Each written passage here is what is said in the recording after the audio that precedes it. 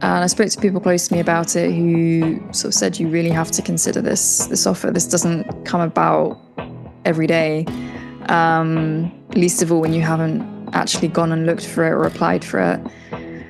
And so, yeah, I didn't want to feel reckless, and I didn't want to feel ungrateful for such a big opportunity. But there was a lot to consider. So for anyone coming across this content for the first time, my name is Emma, and I am making a documentary film. I'm in the process of getting it off the ground at the moment. So at the very sort of center of the narrative is my own experience with this prescription medicine harm. So I previously was a teacher. I'd contracted a virus whilst doing my teacher training and ended up moving to France, where they gave me medication, and the warnings were never given. I was on it for 4 years. I found out after 4 years that I should have been on it for a week maximum. And my body just went into a kind of shock for years. Ended up spending 5 years housebound, had 35 ambulances. And when I started researching it online, I realized just how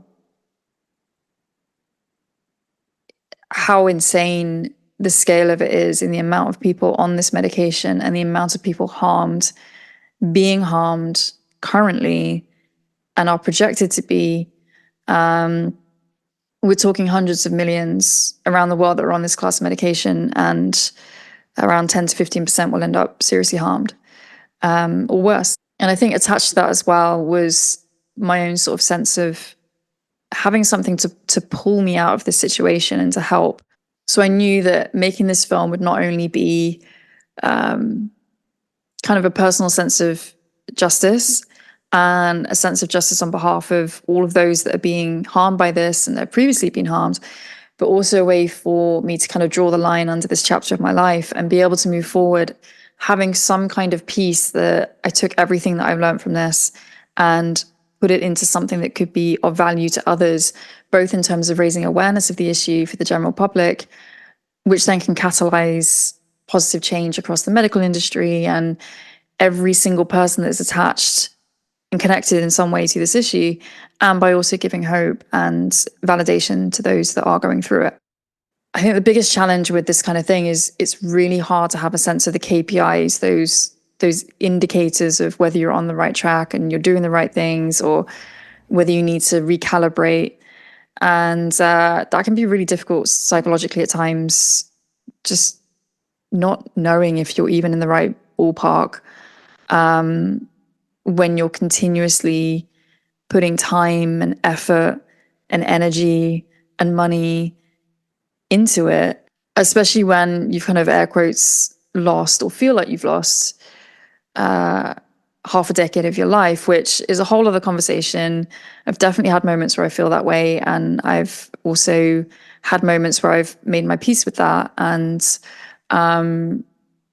glass is half full, half empty kind of thing, and looked at it and gone, but I'm so grateful to have, hopefully, touch wood, the time ahead, and probably have more gratitude and perspective because of that time. But yeah, for the purpose of this conversation, it just adds the pressure and the weighting onto how I now spend my time and how I spend my time going forward as well.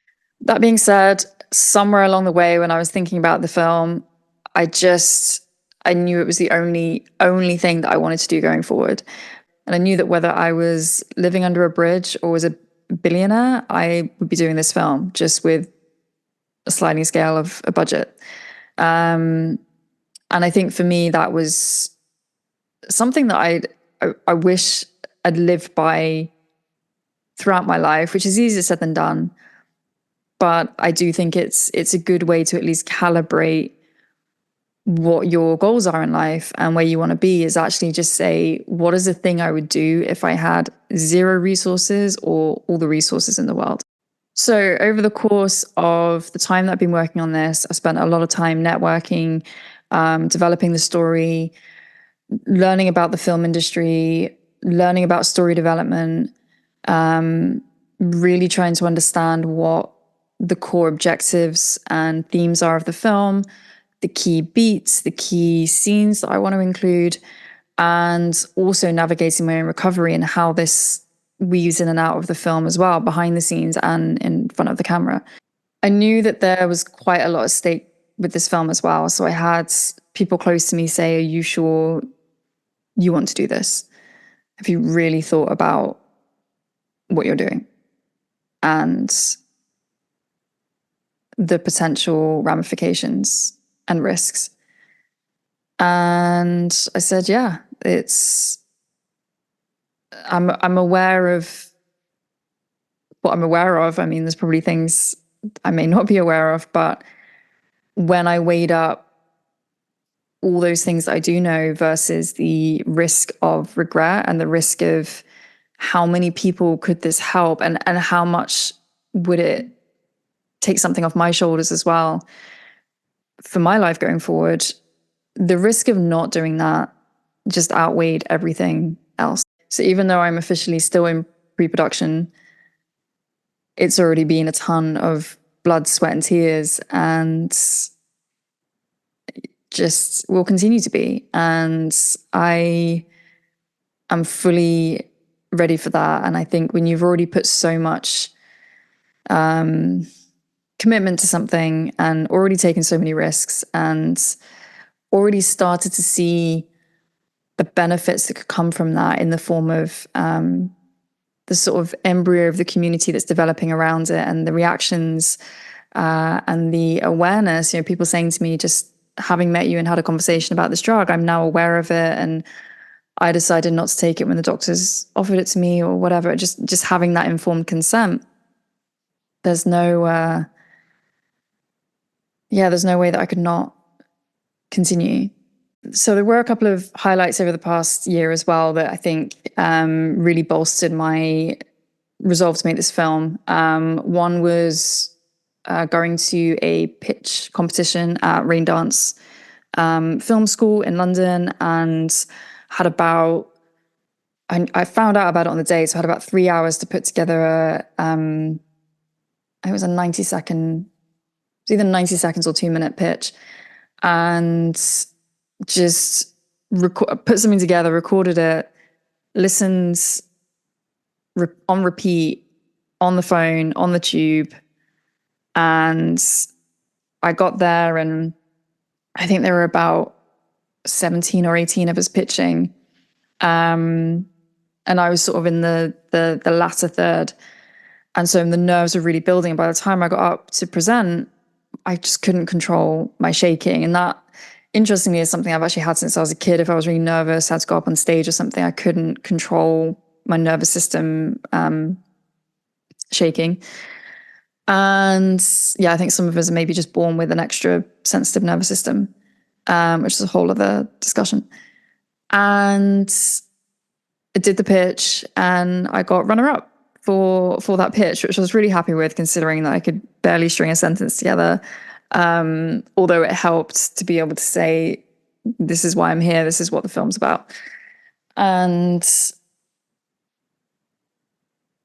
so getting the runner-up pitch meant that I then had access to membership with Raindance for a year, which has actually been extended to 2 years, which is amazing, and a one-on-one call with the founder. So we got chatting, and he was really supportive of the film. So earlier this year, I signed up to an event discussing Cannes Film Festival and how to navigate that. I applied for accreditation, and I got it. And it meant that I was able to go to Cannes Film Festival this year, which was, pretty surreal. Everyone who I met with was just really supportive and really, really kind of reinforced the fact that this film needs to be made. And they said, you will find the support for this. And from those conversations, I was able to build out more of a sort of solid roadmap for what I need to do from this point to get into production, and then even beyond that into distribution. So I then came back from Cannes armed with this knowledge and knowing that the next step, using the first investment that's on board for the film, is to go and film this proof of concept. So essentially 10% of the film, or around a 10-minute version of what the feature film will be, that can then be showcased and even entered into festivals. That's really the next step to then start building up the rest of the support, start building a team, and really go into production fully. What I wasn't expecting was to come back from France and just catch up with someone that I met through real life a few months ago. And we were having a catch up at the working space where we met.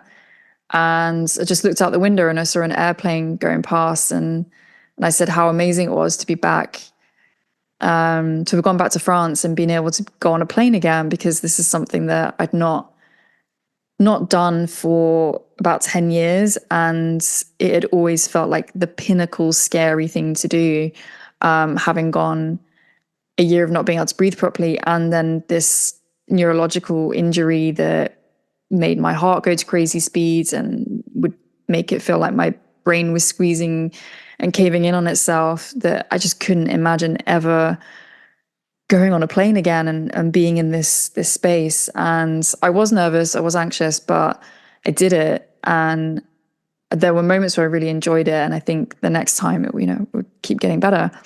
But I was just looking at this plane going outside, and I said to him, it was really amazing to have done that. So we got into a conversation about it, and he basically said, well, if you want to continue experiencing this, come work for me. The role would include international travel regularly. And I wasn't really sure if he was being serious, but we got talking about it more, and met up a few more times to talk about it. And it would have been a managerial role,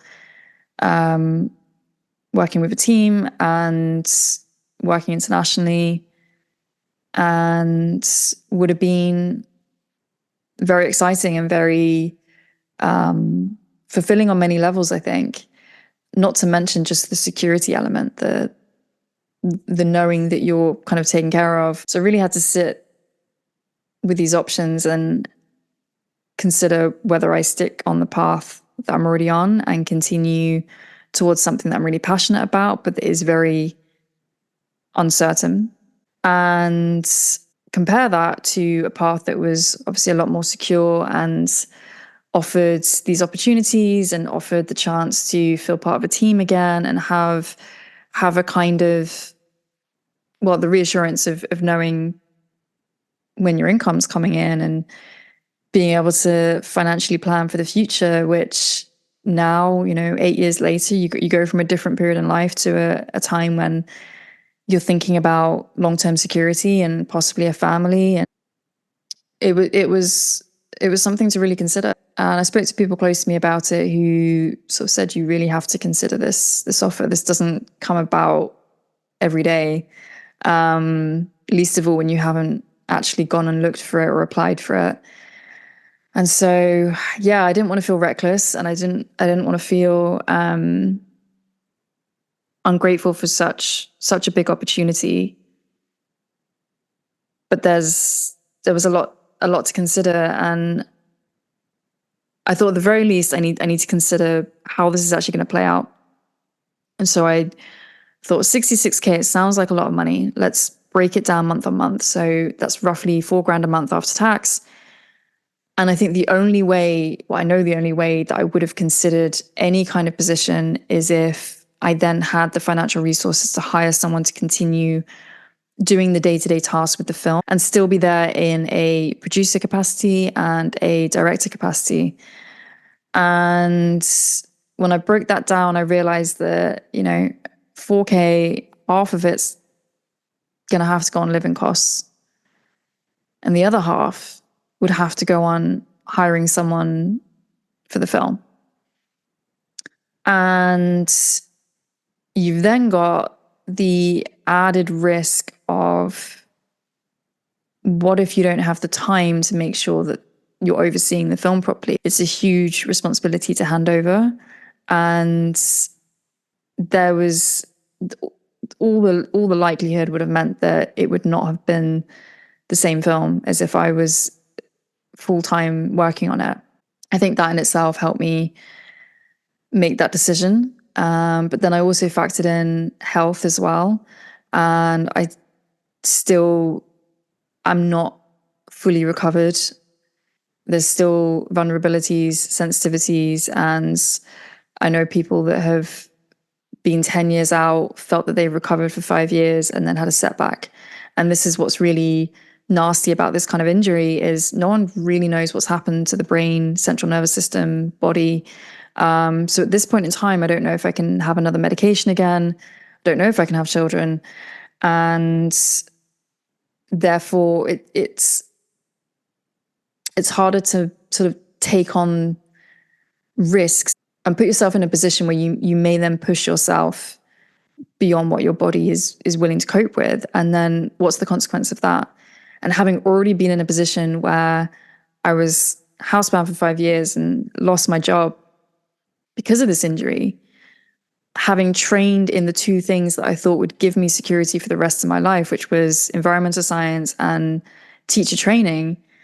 And if you haven't got your health, it goes out the window. So all in all, I felt like it was too big a risk for an upside that wasn't quite enough of an upside to move everything forward with the film and with my healing. And surprisingly, actually, when I explained this to him, he said, well, I'm really impressed with your dedication to the film. Once my property development sells, I'd like to invest 6 figures essentially into the film. But I said to him, whatever happens going forward, I'm just so grateful for that comment, I suppose, and that offer, regardless of if it fruitions fully or not. It was very validating and uplifting. Sometimes it can be reckless, I think, when we make decisions that's purely based off an immediate emotional reaction.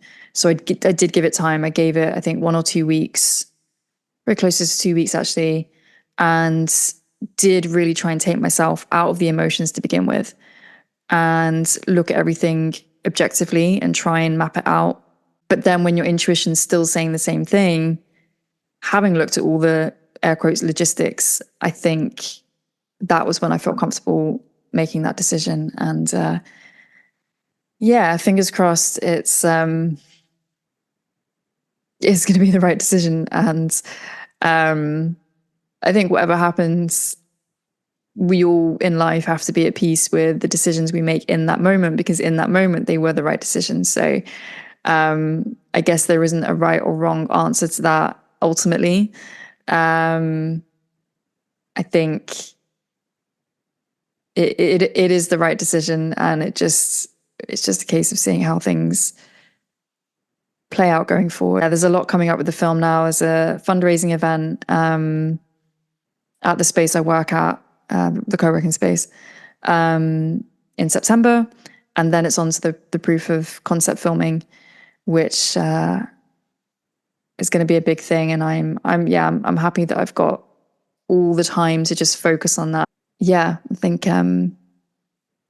as incentivizing as financial security is, and consistency and knowing where that paycheck's coming from, actually the trade-off for leaving behind this really big thing that you've already put so much into, and that you know the potential that it can have to make change, was too big a trade-off. So it's been about a week since I let them know, and obviously thanked them for an incredible offer. And yeah, I've since found out that the position's now being opened up to some other redundancies in other areas of the company. So it's kind of a nice feeling to know that someone very deserved of the job is going to get it and not have to face redundancy. Yeah, moving forwards, I think I just want to get focused on the fundraiser and continuing to build towards production and towards the proof of concept, and continue getting comfortable with uncertainty and risk, and just having that faith in listening to your intuition and being at peace with that, whatever happens.